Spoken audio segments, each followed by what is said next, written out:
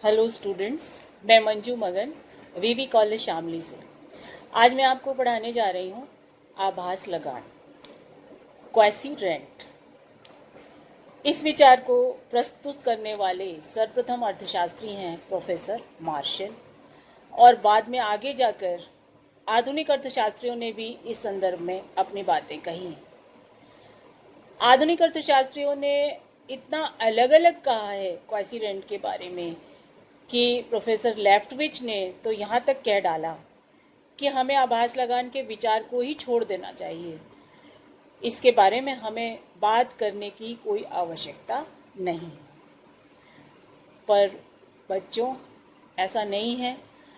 हमें जानना चाहिए कि मार्शल ने क्या कहा है आभास लगान के लिए, और आधुनिक अर्थशास्त्री भी इसे किस प्रकार पारिभाषित करते हैं। तो आइए हम आज पढ़ते हैं आभास लगान के बारे में।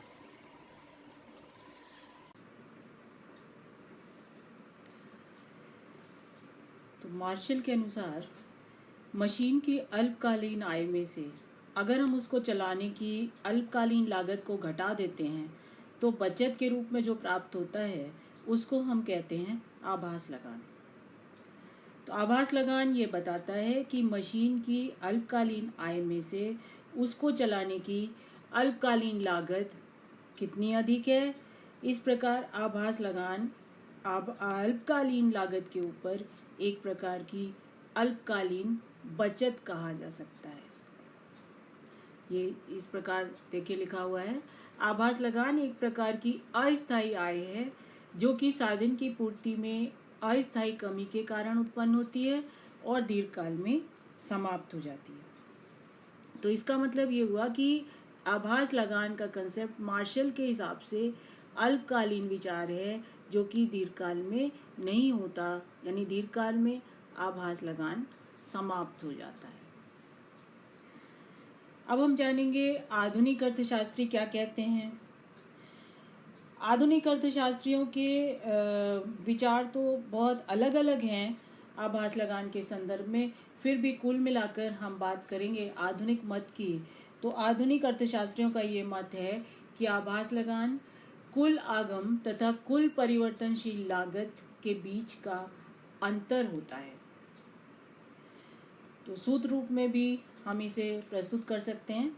किस प्रकार सूत्र रूप में लिखा जा सकता है इसको, ये देखिए लिखा हुआ है, आभास लगान बराबर कुल आगम माइनस कुल परिवर्तनशील लागत।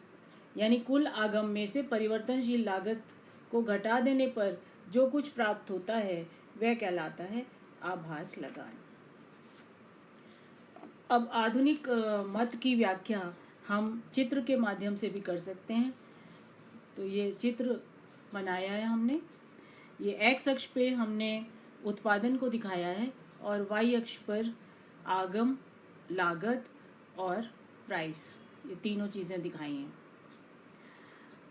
तो यहाँ पर ये देखिए, ये पड़ी हुई रेखा के रूप में है AR बराबर MR बराबर P रेखा। AR का मतलब है औसत आगम रेखा, MR का मतलब सीमांत आगम रेखा और P का मतलब प्राइस। तो ये चूंकि पूर्ण प्रतियोगिता की स्थिति को यहाँ पर लिया गया है, इसलिए हमारी AR जो रेखा है औसत आगम और सीमांत आगम रेखा, ये x अक्ष के समानांतर खींची गई है। अब साम्य कहाँ पर होता है?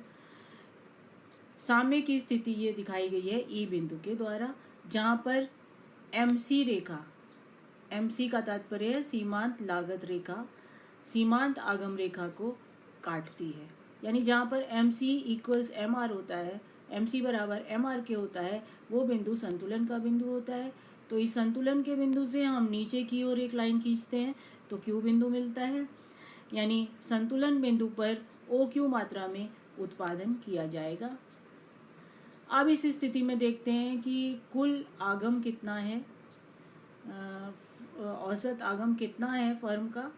तो वो देखिए आप कितना है, AR रेखा भी यही है, चूंकि साम्य बिंदु पे ये पॉइंट जो है ये साम्य स्थिति में फर्म के औसत आगम को भी दिखा रहा है। तो औसत आगम कितना हुआ, EQ के बराबर, और कुल औसत आगम अगर हम निकालें तो उसका ओ क्यू से गुना कर दें, आउटपुट से गुना कर दें, तो वो हो जाएगा ओ क्यू ई पी के बराबर। तो इस प्रकार से जो प्रति इकाई औसत आगम है वो तो है ई क्यू के बराबर। और इसमें आपको यहाँ पर ये परिवर्तनशील लागत भी बता दें, एवीसी औसत परिवर्तनशील लागत, एवरेज वेरिएबल कॉस्ट, ये साम्य रेखा पर वी बिंदु को बता रही है। एवीसी के लिए साम्य रेखा ये ई बिंदु से जो नीचे को आ रही है, उत्पादन की मात्रा क्यों बता रही है, इसी रेखा पर एवीसी की स्थिति क्या है ये देख लीजिए। तो एवीसी है वी क्यू के बराबर। तो ए आर माइनस एवीसी, ये इसका सूत्र है। क्यू आर क्वाइसिडेंट का सूत्र क्या है, तो ए आर कितना है, ई क्यू के बराबर, और एवीसी कितना है, वी क्यू के बराबर। तो दोनों का अंतर कितना हुआ, ई वी के बराबर। ये तो प्रति इकाई आभास लगान हुआ। और अगर कुल आभास लगान जानना हो तो क्या करेंगे, वी से इधर को आइए वाई अक्ष पे, तो आर बिंदु मिलता है जो कि एवीसी यानी औसत परिवर्तनशील लागत को बताता है, और पी बिंदु पहले से ही यहाँ पर प्राइस को और साथ में ए आर को भी बता रहा है। तो कुल आगम जो है वो कितना कहलाएगा, ओ क्यू ई पी के बराबर, और औसत परिवर्तनशील लागत कितनी है, ओ क्यू वी आर के बराबर।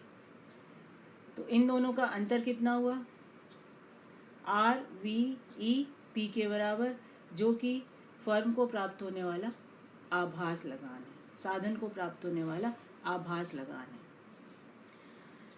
तो साधन को आभास लगान किस प्रकार प्राप्त होता है, कैसे जाना जा सकता है आभास लगान को, एक साधन की औसत आगम में से यदि हम औसत परिवर्तनशील लागत को घटा देते हैं तो हमें प्राप्त हो जाता है आभास लगान।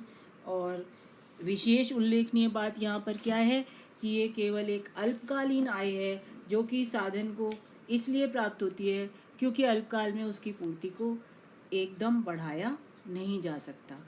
दीर्घकाल में चूँकि साधन की पूर्ति बढ़ जाती है, इसलिए उसको जो अल्पकाल में उसकी मांग में वृद्धि होने के कारण जो बचत के रूप में राशि प्राप्त हो रही थी वह दीर्घकाल में समाप्त हो जाती है।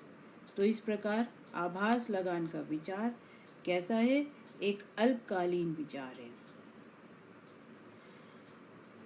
तो ये था आभास लगान। Thank you.